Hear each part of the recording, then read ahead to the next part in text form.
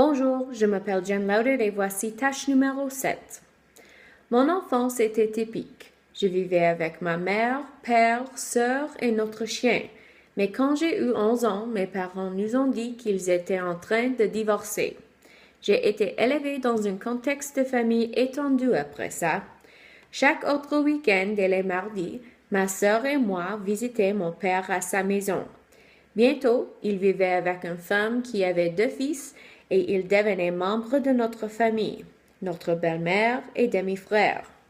Notre mère a se remarié plus tard à un homme qui avait des enfants adultes avec des enfants de leur propre. En dépit de cette famille dynamique, nous avons été élevés avec des valeurs et des attentes traditionnelles. Notre mère a nous inculqué qu'il était important d'être actif, d'être social et à travailler dur. À l'âge de 15 ans, nous nous attendions à trouver un emploi si nous voulions avoir les choses chères. Ma mère paierait pour la moitié de l'article et nous aurait à payer pour le reste. Nous avons dû économiser de l'argent pour notre éducation car il a également été prévu que nous allions au collège ou à l'université. Nous avons eu tâches régulières autour de la maison et il était important pour nous de garder nos chambres propres et bien rangées après nous-mêmes.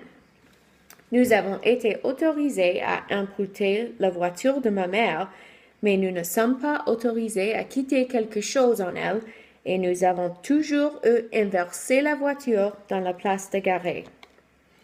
Il était un peu moins strict à la maison de mon père parce que nous ne visitions pas souvent, donc nous ne faisions pas les tâches autour de la maison.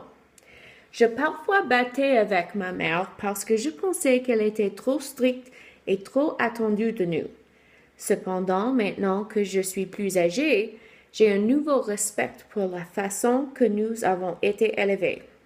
Il n'y a pas beaucoup de petites courtoisies encore et les enfants sont souvent grossiers et exigeants.